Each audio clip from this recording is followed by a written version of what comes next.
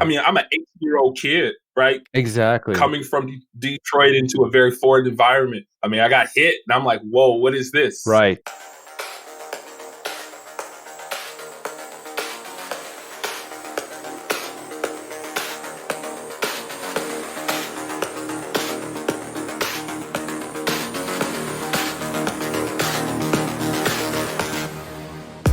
Welcome to Getting into Infosec. I'm your host, Ayman Elsawah. My guest this week is Gabriel Agbarucci, also known as ICS Gabe on Twitter.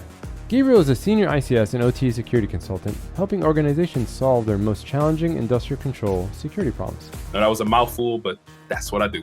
Gabe's Infosec journey is a unique one and almost didn't happen. My introduction to cybersecurity within a nuclear plant was that pretty much Stuxnet happened. A product of the Detroit public school system, he was a math whiz who loved video games. It seemed a career in programming was a natural choice. However, a horrible computer science teacher sent him in a different direction. At first. It's just, he made it so cryptic. Gabe is quite talented and ended up studying electrical engineering and industrial control systems in college. During that time, he shares some experiences unique to him as an African American in a not so diverse college.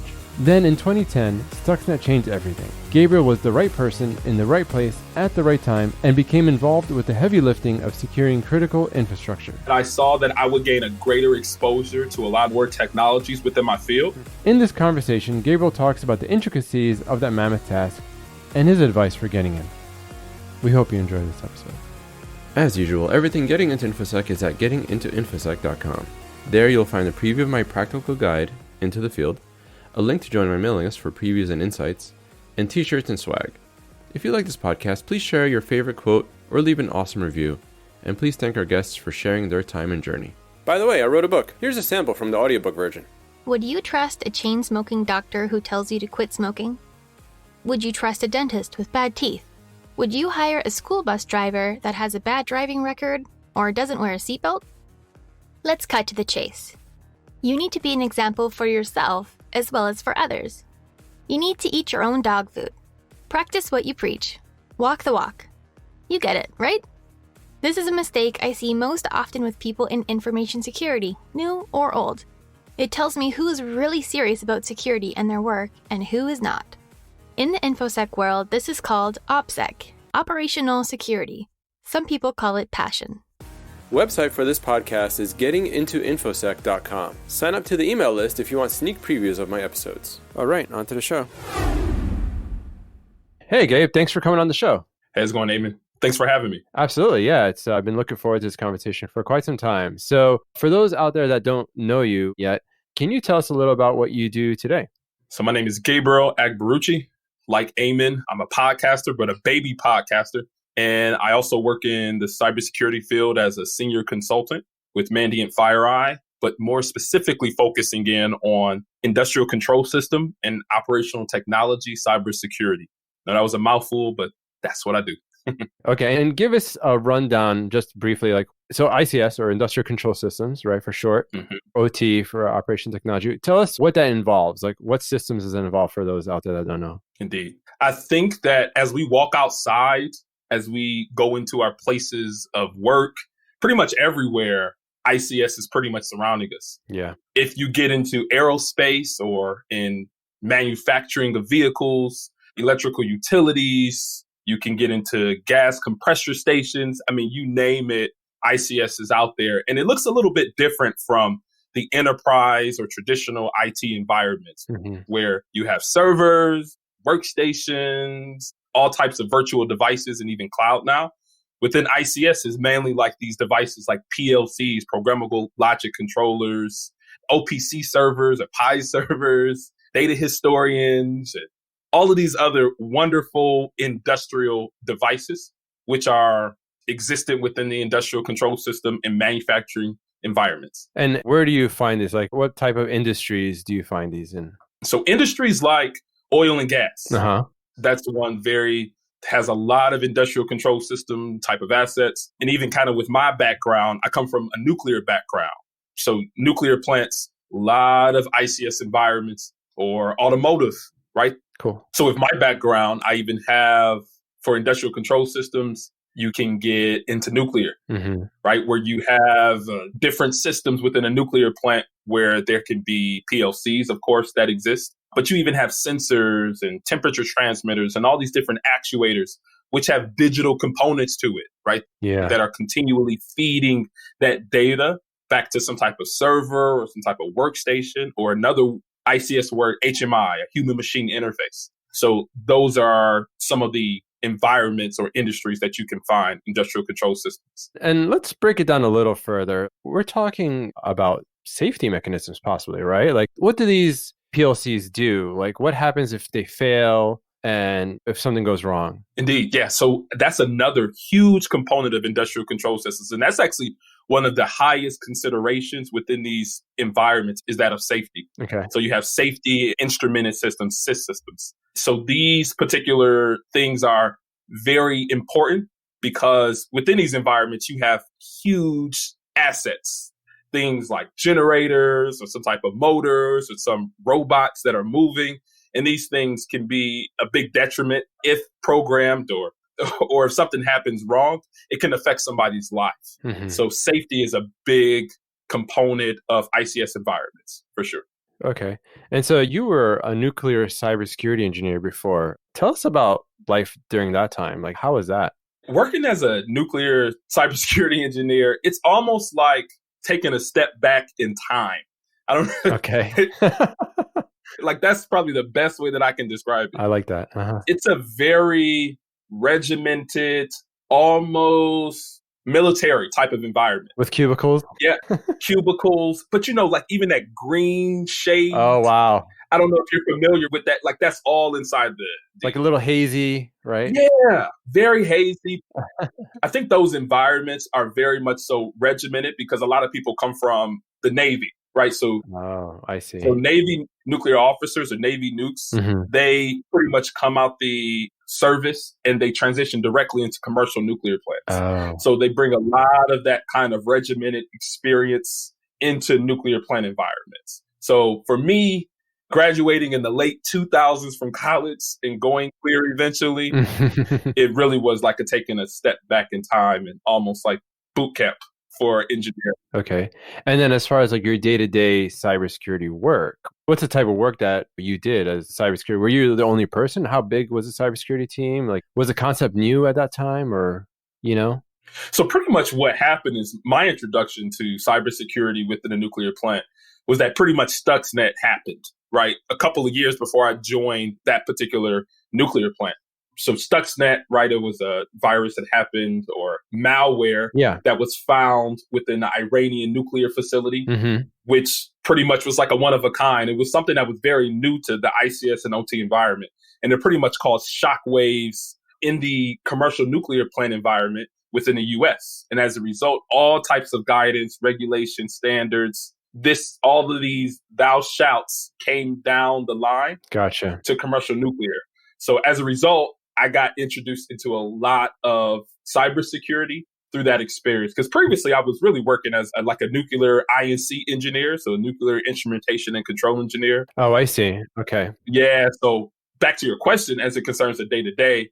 So there might be some IT days and there might be some ICS days. Gotcha. My IT days was that of kind of really updating a lot of systems or understanding what vulnerability scanners that we have for the corporate side. We would do some of that in the day-to-day. But then on my ICS security days, I will be performing walkdowns of different systems. And that's another key term that we use a lot of times. You literally put on your boots, dress out, or putting on all of your radiation protection gear, and you go and walk down to the plant floor, evaluate different digital systems to make sure they are functioning correctly and in the manner that we intended. So it's like a plant health walk down activities. And those are some of the things. Like visually check some of these devices. Yeah. So visually or even collecting information like logs and different data from these devices. Yes. Manually. Yes. Okay. Or even updating some of the systems. Oh. I have a story, but I don't want to. Go ahead. No, I love stories. This is the place for stories. Yeah. Okay. So there was one instance where it was a very like a one-off because this doesn't typically happen. Okay. So in the nuclear plant, it's all of these different systems. There's so many different systems that pretty much work together to produce electricity. Yeah. So this is the generation side. This is the generation of electricity. Mm-hmm. So what happens is that pretty much enriched fuel, uranium typically, is enriched to a point where it's turned into fuel. And then neutrons are blasted at uranium fuel. And what happens is that there's a chain reaction that happens called fission, right? Okay. It's atoms splitting. And that releases so much energy to the point where it boils water. Okay. That boiled water creates very high pressurized steam. Yes. And that steam is transmitted and utilized in order to spin or to create electricity. To like spin a turbine or something. Spin a turbine, right? And then it creates electricity. I was trying to cut it a little bit, but yeah. No worries. So part of that, right, that process, that fuel is used up over a certain period of time. And during that time where fuel is used up, you go into what you call an outage, where you're replacing old fuel with new fuel and you're moving it around. Oh, okay. The place where this old fuel and new fuel is kept is in what you call a spent fuel pool. Okay. So this is a place, so there's like a solution. I don't know all the components of the solution because I haven't been in that environment in a while. Okay. But it's pretty much like, this is pretty much holding very heavily radiated material. Wow. Yeah. So, and it's literally a pool. It looks like a very blue color. Wow. So on top of the pool, there is a device called a crane, like it's a fuel crane. And this crane, pretty much, it looks like a regular crane, like one of those cat cranes. But this crane is used to literally go down into the pool and to move fuel from one place to another place and also lift it and put it into the reactor vessel.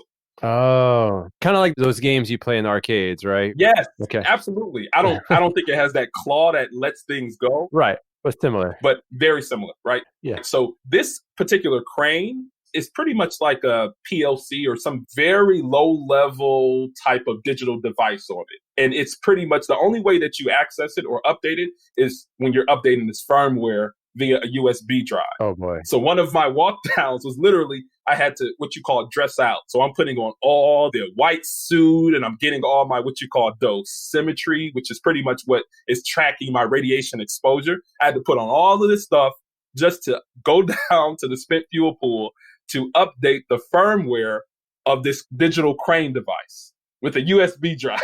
Wow. So some days can look like that and some days can look like paperwork. So wow.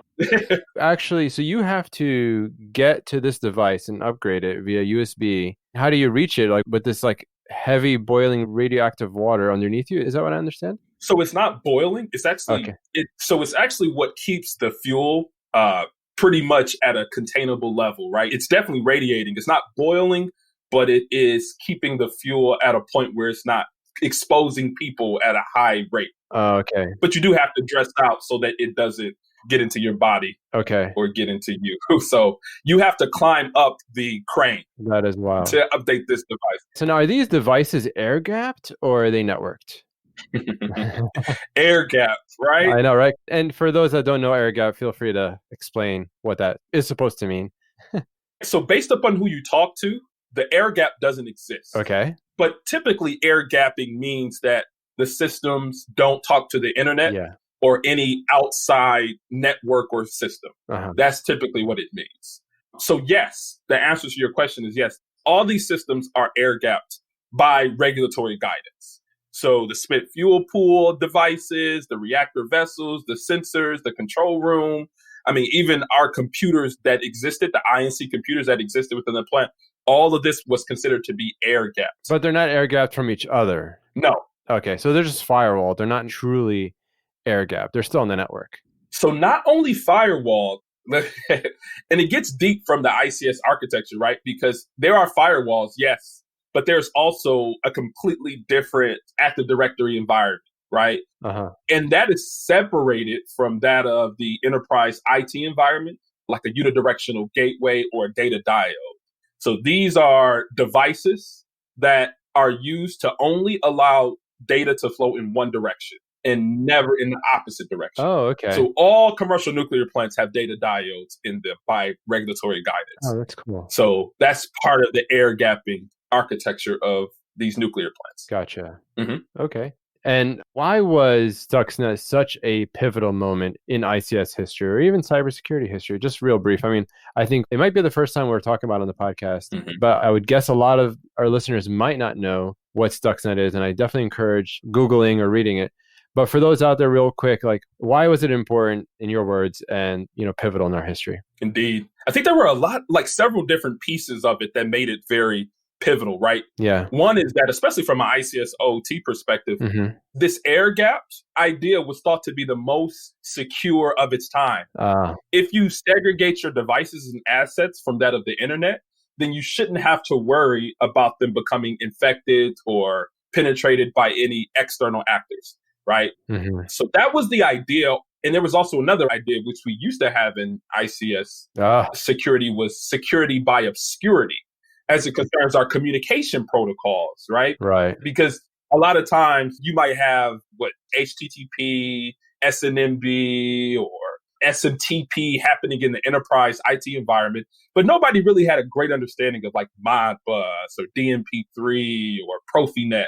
These are very specific to ICS protocols. But the thing about these protocols is that not many people knew about them, but they also didn't have any security mechanisms within them, right? Because SNMP, version, I think 3 has encryption or something.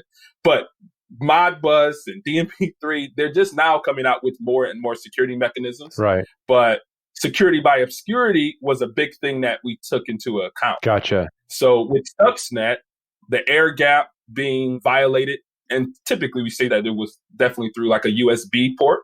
USB drive was the item 0 or the initial attack vector that was able to compromise these centrifuges, right?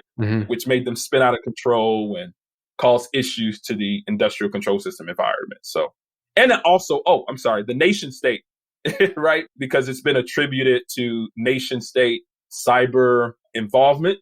So that was also very pivotal in this Stuxnet malware. Gotcha. Yeah. So lots of things there, definitely. But like when you talk about the security through obscurity, so you're saying the protocol itself didn't have security options built in at all. Like it's kind of like the internet maybe in the 70s or the 80s, right? Where it was just like expected that because no one had access, then they can just by default, then no one can access it and get to security. But all you need is one kid war dialing and getting accidentally into a system, that's like, doesn't even have a login or password, right? So similar to that, I would say, right? Is that right?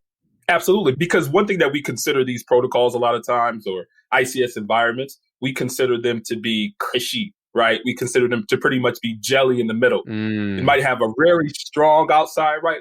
Like a turtle, right? It has a very strong shell. Yeah. But when you get to the middle of it, the protocols, if you can ping what you call like a PLC master, then you pretty much can own the entire system. So, oh boy. And there's even like Metasploit modules that are written for like Modbus exploitation, where you can do some man-in-the-middle attacks and things. So yeah, it's just a very cushy center. Wow. And even there's so much to talk about, but like, yep. I think vendors are scared of updating these protocols because they might break these systems that are generally never supposed to be rebooted, if I understand correctly, right?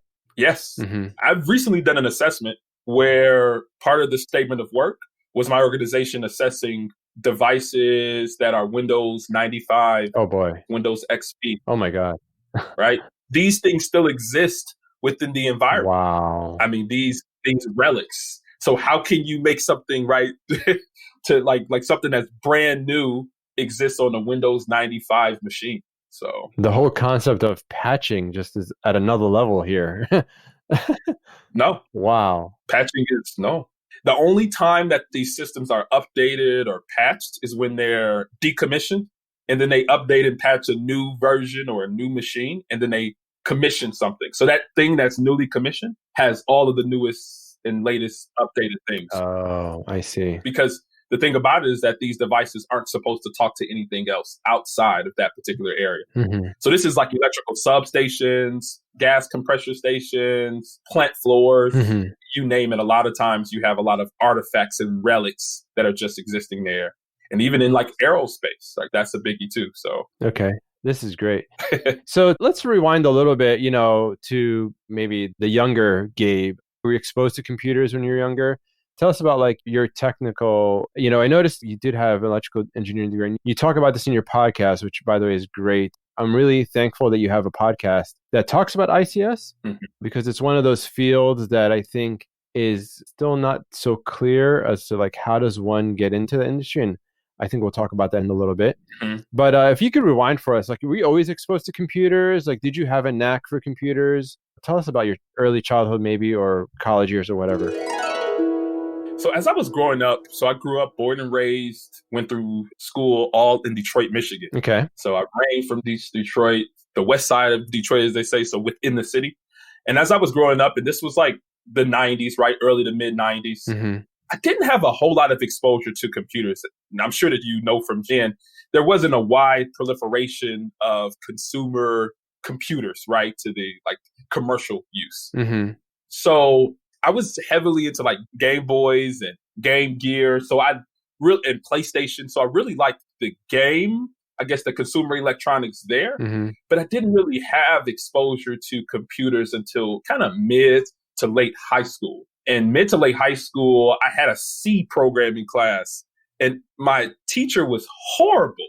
He was absolutely horrible and turned me off to much of programming. Oh no. Why is that? What is it that they did that turned you off? So it's just, he made it so cryptic. When now that I look back, it is so understandable, right? It's so logical in its conception. So again, kind of even a little bit more back through middle school and high school, I was a part of a summer math camp program called Wayne State Math Corps.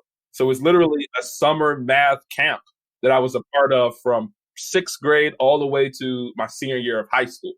And in that program, we pretty much learned math for the next grade, but also made it fun and made it understandable and logical. We played all types of mathematical logic games. We learned chess. We were very much so involved in the process of math. So that was really the foundation of me getting into electrical engineering. So I was more, I guess, engineering based, going from high school into college. And that's why I made that decision for electrical engineering. That's awesome. Now, engineering almost by default has that hacker mindset. Do you feel you had that hacker mindset before you went to engineering and it got tuned later? Or where do you think you developed your hacker mindset throughout your life? Definitely not in college. Okay. Not at all. Yeah. So college was pretty much theory, right? Right. I mean, you go electrical engineering, it's pretty much a math degree with electrical engineering on top of it. So you go through like your Calc 1, Calc 2, Calc 3, your differential equations, your linear algebra. Yeah. But then you throw on a lot of science, right? You throw it on physics 1, physics 2. And then physics 2 is pretty much like introductory to electromagnetism. So then you take your electromagnetism class and you take digital signal processing. So a lot of this was just a lot of engineering theory with like electrical circuits, but I mainly focused therein on power systems. So I took a lot of power systems analysis classes. So these are your substations, your electrical lines, and even getting into some of your generations. That was my end to get into nuclear not too long after college. But so that was kind of like my end into nuclear. Although Detroit and Michigan in general is very much so that of automotive. Right. So Detroit is the headquarters for Chrysler, GM, and Ford. And I had an internship coming out of high school with Ford Motor Company. So that was like my biggest introduction into engineering. And that math was an introduction into that of electrical engineering for college. Okay. A lot. Now, growing up in Detroit as a Black person, do you feel like the school system maybe didn't have enough computing or computer resources that maybe other school districts might have? So as it concerns computing resources in Detroit public schools, they were non-existent, really. Right. Okay. I mean, it was even bad to the point where I had graduated and I would come back and visit, right, as an alumni and talking to the students. Okay. And I would see the same books, like the history books, the math books that I was learning with while I was in high school and middle school were the same books that the students were learning 4, 5, 6, even 10 years after I had graduated. But as it concerns computing resources, I mean, we had some AutoCAD classes. but like AutoCAD 2010, I think they were still using the same stuff. Okay. So it was very antiquated. Okay. Right? Very much so like ICS. Okay. Oh, interesting. Maybe they were setting you up for ICS. Yeah. Yeah, indeed. No, so you graduate. Tell us about finding a job after graduation. Did you have any difficulties? How was the job search? How did that go just in general, in your experience? Right. I think the job search wasn't too bad for me because as I was in college, that is when the economic downturn happened, right? Oh. So that was like 2008, 2009. Uh-huh. So I was still in college and learning, but I was also doing internships at the time. Mm-hmm. So while I was in college, I interned with Ford Motor Company, another company called CompuWare, which is a software development company in Detroit. Mm-hmm. I also interned with Caterpillar down in Peoria, Illinois. Mm-hmm. And then I did what you call like a SCEP program. I forget the name, what it stands for, but it's with the Department of Defense. Okay. So I worked as a government employee, co-op/intern with the Department of Defense in engineering as I was going through college. So I was kind of coming out of college with a lot of, I guess, job experience. Yeah, more than most, I would say. Yeah, I kind of OD'd it, man. It took me like 6 years to graduate from college. Uh-huh. But I was working like every single summer, sometimes even during the semesters. So that's awesome. That's a very valuable experience, right? Mm-hmm. Okay. So I guess you're saying transitioning into the private sector was relatively straightforward, I guess. Yes. Okay, cool. What is the thing that you wanted to talk about that you said you mentioned earlier that was appropriate? Oh, yes. So when I was in college, I don't know if you know where Michigan Tech is, but it's way, way, way, way up north. Uh-huh. So it's a very different environment than Detroit. Yeah. Pretty much Detroit, Flint, Lansing, those are like the black places in Michigan. Uh-huh. Everywhere else in Michigan is primarily white, right? Or even Finnish in the UP. Yeah. In the Upper Peninsula. So when I was going to school at Michigan Tech, it was a very different place from Detroit. Oh. So in my calc class, one thing that we had to do to get out of Calc 1 is to test out of it. So we had to take an exam on the first day of class, and we had to get 100% on all the questions. Oh. If you got 100% on all the questions, the second day, the professor said that you can leave. Okay. Right, early. Okay. So people had to keep testing until they can. So when I had got I tested 100%, right, because I'm a part of this math program all in high school. So I was above, right? I was above my math level at the time. Oh, okay. But then I was leaving the class. It was probably like 4 or 5 of us out of like 30 or 40 students. The professor looked at me, right? We're all in like a group. The professor looked at me and said, "You got 100% on the exam?" Oh, wow. Yeah. And the thing that I thought of is that what differentiates me, like your instructions weren't unclear and I wasn't like doing anything that made me stick out. So the only thing that I knew that differentiated me from all of my other peers was that I'm black. And everybody, like I was the only black student in the entire class out of 30 or 40 people. Oh my God. So I'm like, that had to be the only thing that stuck out to him. And he seemed to be surprised that I was able to score top within the class on this particular exam. So that's crazy. Yeah, that happened freshman year. Wow. Yeah. It's like when I saw recently on a conversation with a black man, like where he said, "Oh, you're smart for a black person," right? Like, oh yeah, all the time. That's basically what he's saying in essence. Yes. Yeah, that's unfortunate. That's really unfortunate. Indeed. Yeah. Yeah, I had a long conversation with my mom on the phone and really trying to going through things in my mind. And the thing that I came out and was realizing is that, you know, I'm here for my education. I'm going to get this education and not even necessarily prove this person wrong, but I'm going to be here and do what I have to do in order to get where I desire to be. And I'm not going to let anybody's presuppositions about me and how I look deter me from getting to the point where I desire to get. I love that. So I really had to, but I had to train my mind to do that, right? It's not easy. It definitely was not an easy experience. No, it's not easy. And yeah, you know, it's funny. We all say this and it's like, okay, you could only control your actions. Yeah. And we'll do things. And I like what you said about overcoming it, but there's still the mental baggage or anguish that lingers in your head. And, you know, it's, you try to shake it off, but you got that, like, it's just like circles around in your brain. Yeah. And you can't get it out. And I guess we're going to make this a therapy podcast. It's true. Like, you know, there are these things, right? And I like how you overcome it, but it's not easy, right? It's not.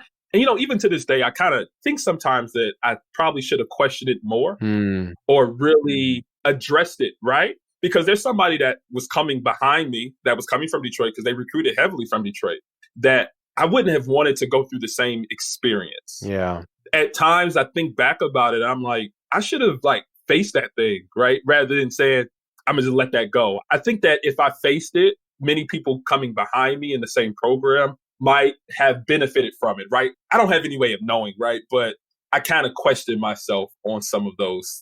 Don't be so hard on yourself, because I would say if it was me in your shoes, it probably hit you like you didn't realize what hit you until you walked out. Indeed. Because you're walking out, right? Yes. So you got the slap, but you didn't really feel the impact of it until later. Yeah. And you're just you're literally blinded by that statement. Yeah. And just caught off guard and what? Yeah. And you seem like a nice guy. So, you're not expecting that this professor, you had your guard down, right? Yeah. And so I was proud. That was my pride, right? Because I'm I got 100%. Yeah. It's only about 4 or 5 of us. We're in this group. I know, right? This is my pride walk, and that pride got cut quickly. Yeah. That's why I say it's just not easy. So don't be hard on yourself. Indeed. You got up and you kept going. Yeah. It's heavy. You're right. Yeah. Yeah. For those out there that are struggling, whether they're struggling with specific issues to their race, to their gender, whatever it may be, you're going to get rejections out there. Not all your bosses out there are going to be nice, right? Yeah. The world is full of a-holes, right? Yeah. But anyways, it's about just getting up and moving on, right? But if you have the strength, definitely stand up for yourself, right? Absolutely. Strength and agility and weightiness. And that's a growth, right? Yeah. I mean, I'm an 8-year-old kid, right? Exactly. Coming from Detroit into a very foreign environment. I mean, I got hit and I'm like, whoa, what is this? Right. So, growing from those situations, I mean, I think your advice is very pointed and very appropriate for those type of things, right? If you say something, right? That's right. See something, say something. Experience something, say something. So that's right. Yeah. There are things that sometimes people would let go. And then it's when you grow and when you get the strength and now you could kind of see it coming. Yeah. Then you have the strength to talk back, right? Yeah. That was actually the light one, man. Oh, that's the light one? Yeah, I have a heavier one.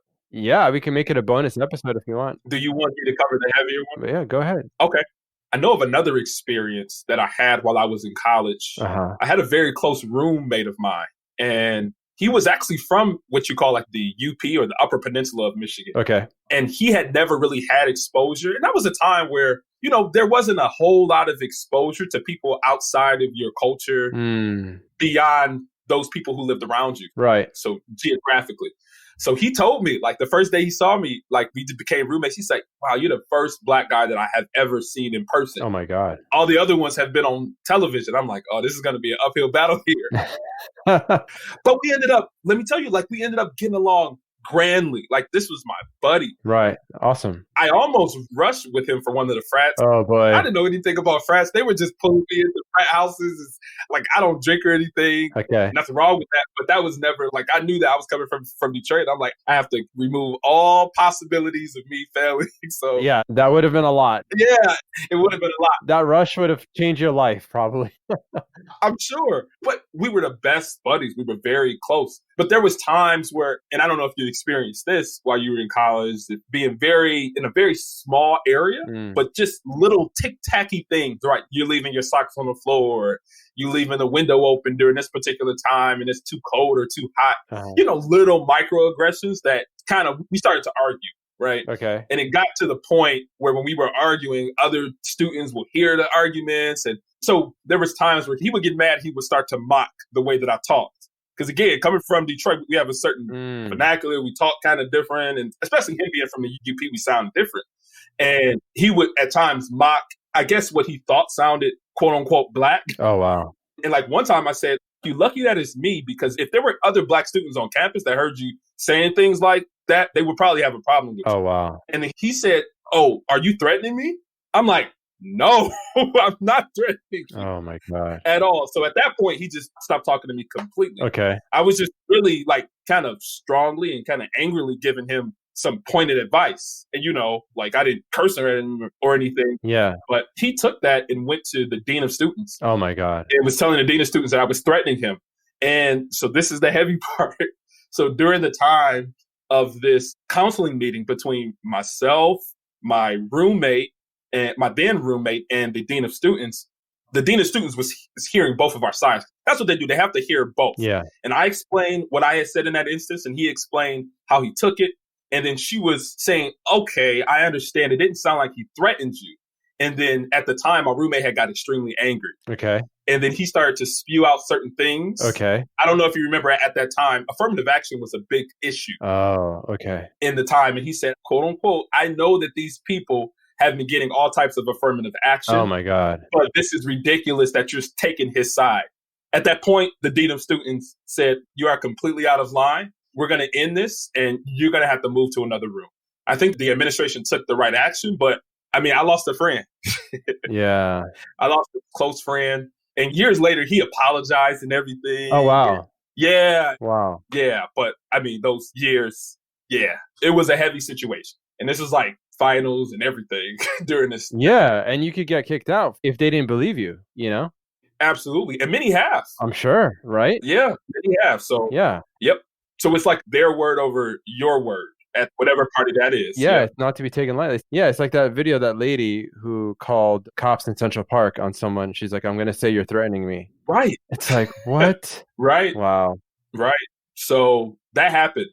And I think I learned from it. Mm-hmm. There have been times in my life where I've been more distrustful of people who aren't from my culture because of that.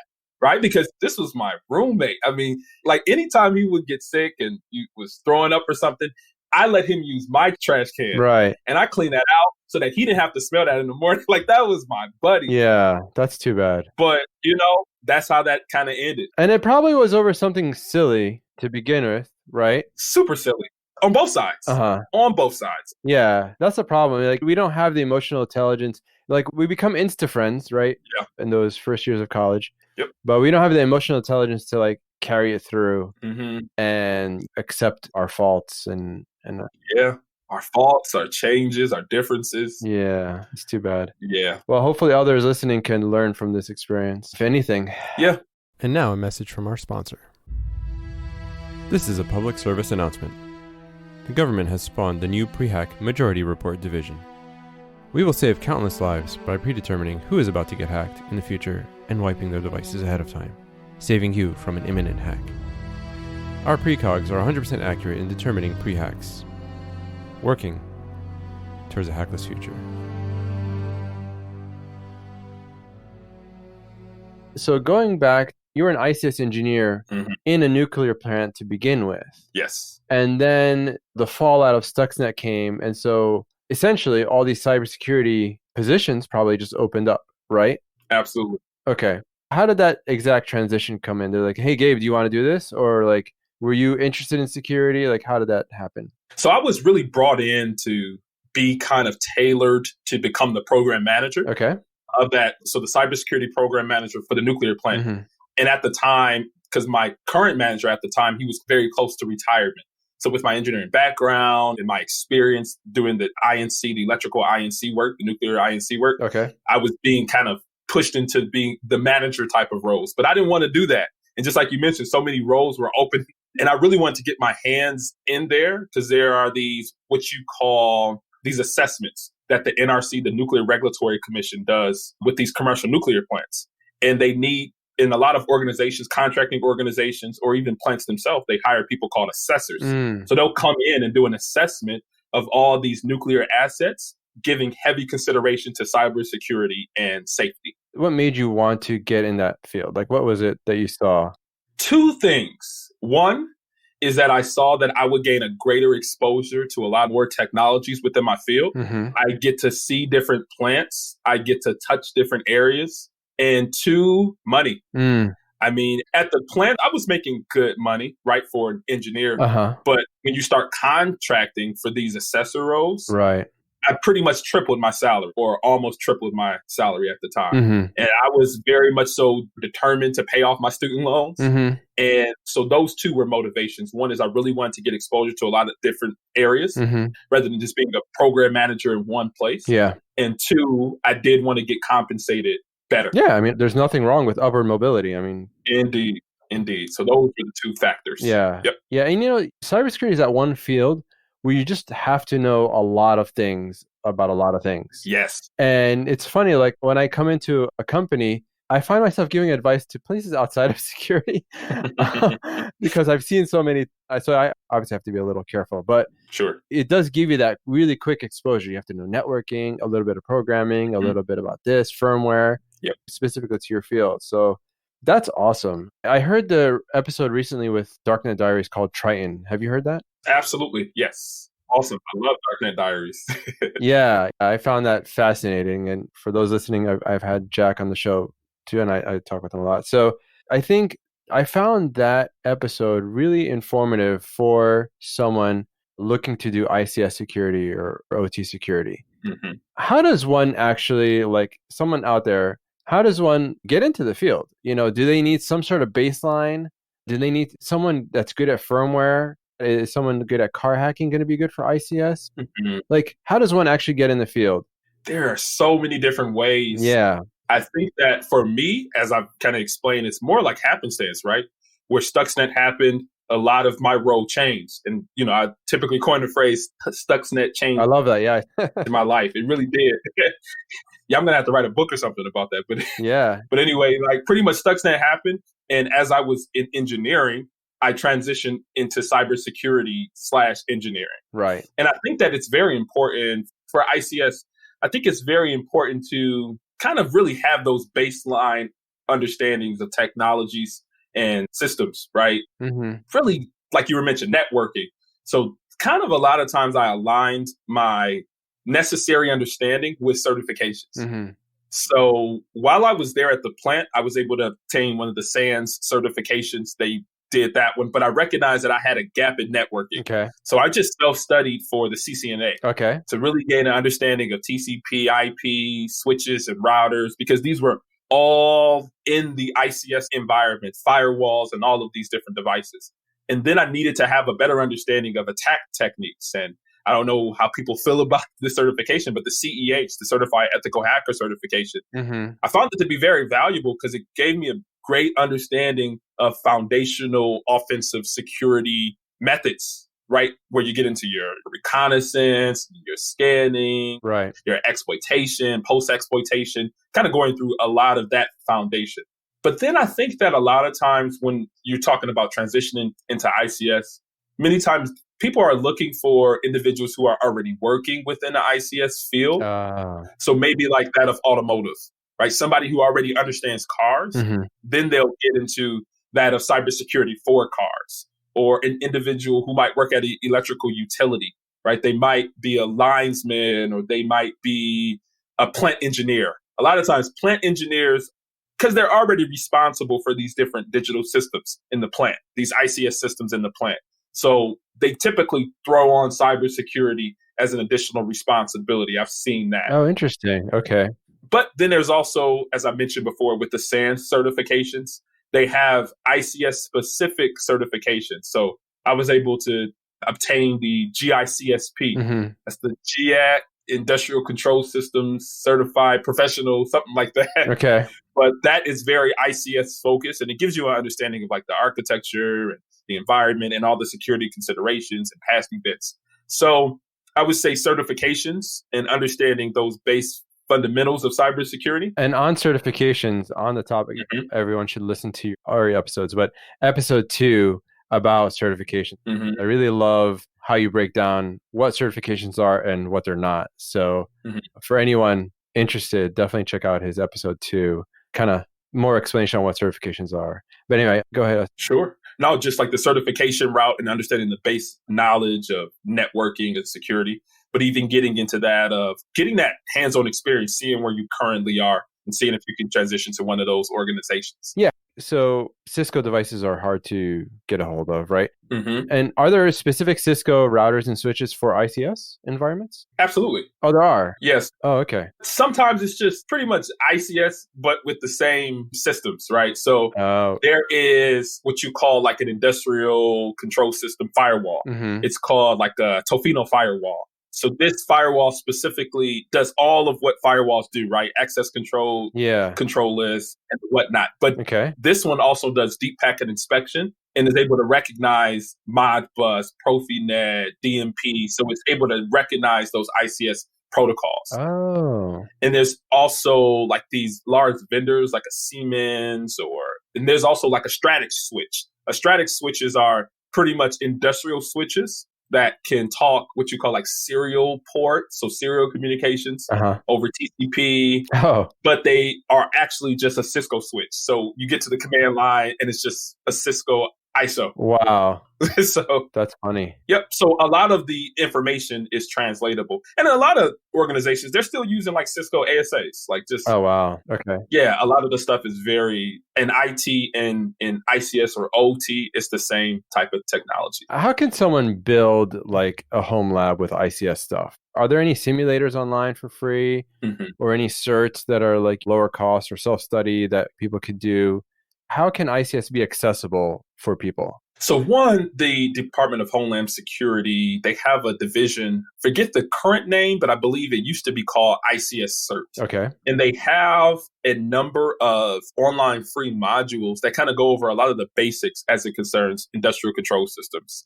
So it'll get into what is a PLC, what are RJ45s, what are serial like RS-232s or RS-485s, or what are these communication protocols or network architecture and firewalls. So that's free. Oh, okay, cool. That's a free resource. But then as it concerns a simulator, right, they have Modbus simulators, which you call like RTUs. Okay. These are used in the electrical utility environment, remote terminal units. They have simulators that you can run as virtual appliances. So you can set up your own little home network where you're able to generate traffic that looks similar to that of an ICS environment.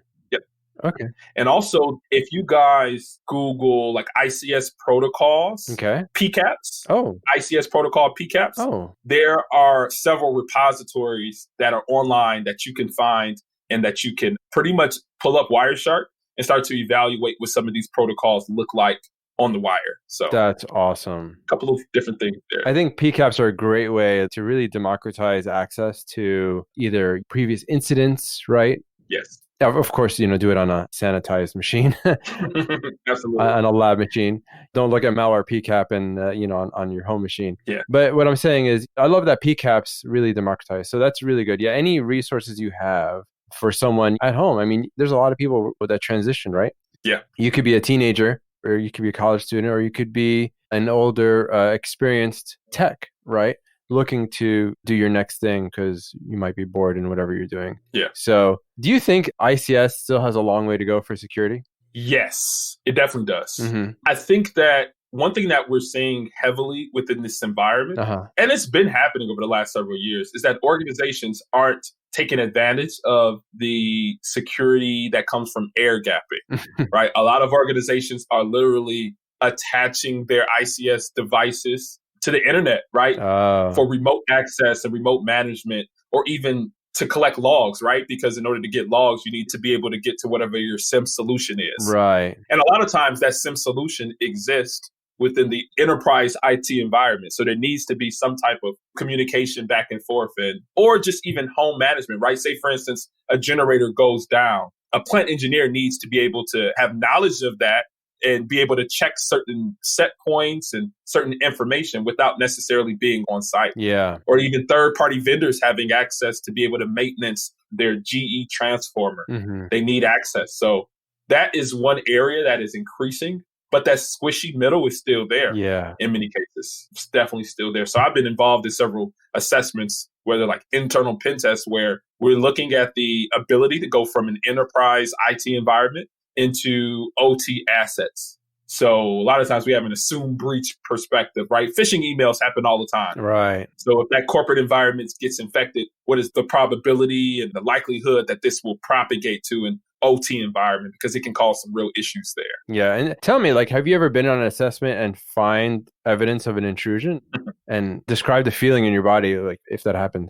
Yeah. So I've responded to an incident in an ICS environment. Okay. So the setup is pretty much like, so what happens is that you have the technicians who are programming these PLCs, programmable logic controllers. And, companies like Siemens or Rockwell or AB, Allen Bradley, they produce these PLCs that are a lot of times they're able to be managed by RJ45. So you can SSH into these devices. They have some type of remote connection. Anyway. I'm surprised they have SSH. I thought they'd still be using Telnet. Hey, we see Telnet too. I'm sure, we see Telnet I'm sure too. you do. So anyway, clear text protocols, you can see everything. Man. Yeah. So anyway, so the technician with his laptop was able to program this PLC, and his PLC was responsible for controlling a bridge going up and down. So you get into the safety of these different systems. That is the criticality of this particular device. What happened is that this particular individual, they connected this machine, this Windows laptop, to the internet. And it being connected to the internet to download some firmware or some software, left it connected overnight. And what happened was that when it came back to the machine, it had all types of pop-ups and evidence of a compromise. Yeah. I mean, literally. And so it was very interesting to investigate that because I was getting it on that side and was able to attribute it to some commodity malware from a very popular APT, right? So, I mean, going through this whole process of scoping this thing out, and really the thing that I found the most fulfillment in was really like calming the nerves and really giving sound advice and next steps to that individual who was responsible for that compromise, right? Yeah. Because the person is like, I don't know what to do, and I got all these pop-ups, and I don't know what's happening here, and what I need to do next. And I think that was the thing that brought the most fulfillment. It wasn't necessarily just doing the research and finding the responsible party, what the malware was, but it was actually calming and quelling the nerves of the person that was involved or the customer that was involved in the compromise. So yeah, there's something to be said about helping someone. So we're here at the end of the day to help people, right? Yeah. In our own ways. And so calming someone and kind of giving them the reassurance or even the quote unquote medicine on how to protect themselves in the future. So that's interesting you say that. Yeah. That's really good. I did have one more question. Like, is that a vector? Like, for example, someone could upload fake firmware, right? Or altered firmware into these devices. Like, out of the percentage of all the ICS devices that you've seen out there, how many are actually checking signing for updated or uploaded firmware? I don't get a lot into the firmware side. Okay. I'm actually trying to transition more and more into that area. But I saw a recent talk. I don't know if you've ever heard of this conference called S4. It happens every year. It's pretty much like the ICS OT Securities DEF CON. Oh, cool. So it happens, it happens every year, typically in January, typically in Miami. And this is like the most cutting edge ICS OT security research and presentations. I saw a presentation about firmware signing in the state firmware within the ICS security environment. And there is signing, right? There is signing that occurs. Yeah. But I don't believe that there are many mechanisms out there right now that are checking for that. Actually, that is one vector that a lot of times is compromised. I remember I was doing a penetration test against what you call these smart reclosers. So these are devices that if it senses a fault in the electrical line, it opens so that devices down the line don't get overcurrent, right, and get destroyed. Oh, wow. Okay. Yeah. So then it continues to evaluate and sense the current in that particular line, and it'll reclose by itself, which stops the utility from having to send out a truck or an individual. And if that fails, it's the worst going to happen. Then somebody will have to come out and service that particular line, or it can cause an overcurrent and destroy. Right. Yeah, it can destroy, like, I don't know, it could be connected to a factory, right, that controls robots that makes baby food.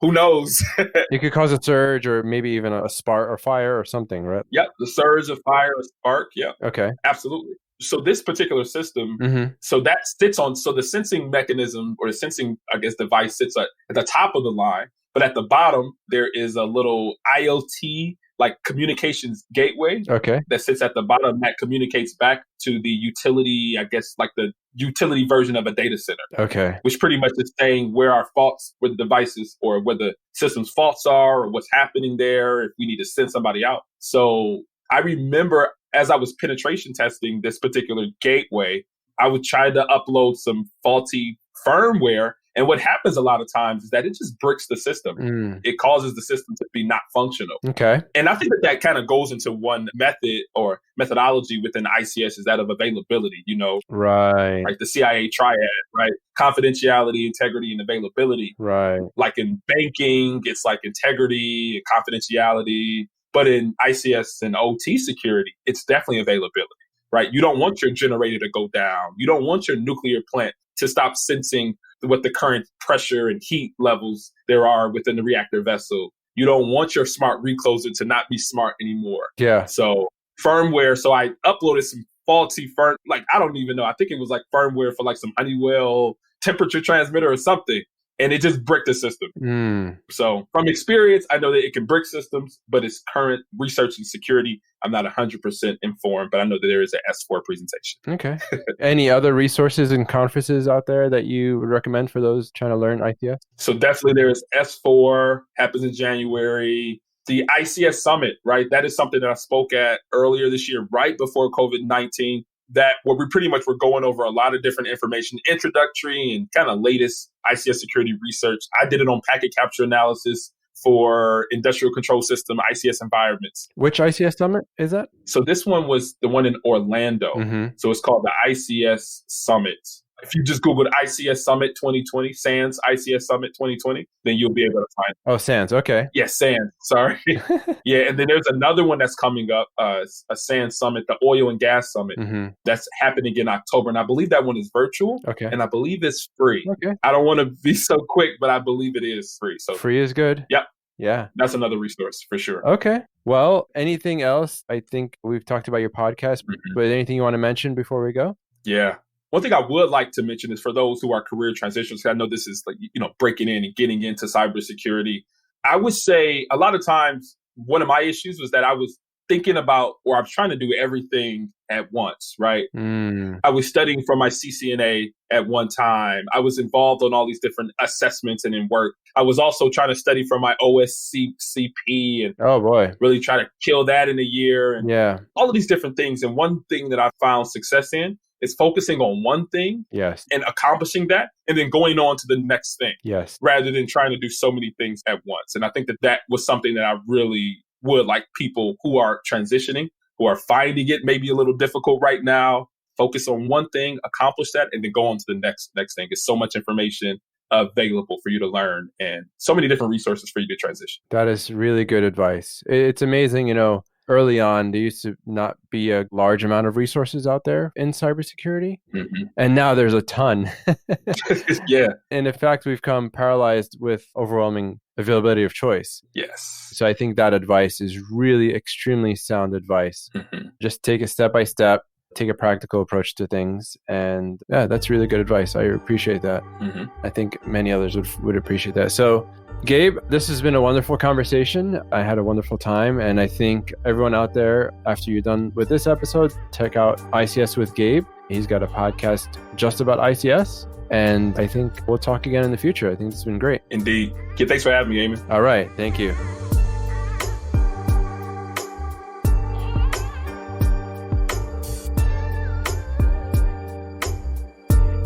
Thanks for listening. Hope you enjoyed that as much as I did. As always, if you like the show, please thank my guests for their time and let others know about the show. They might thank you for it. Intro music is Cascadia by Trash80, trash80.com. Check out the website gettingintoinfosec.com for show notes, clickable timestamps, a preview of my book, and more. And stay in touch on Twitter for more Getting Into InfoSec reflections.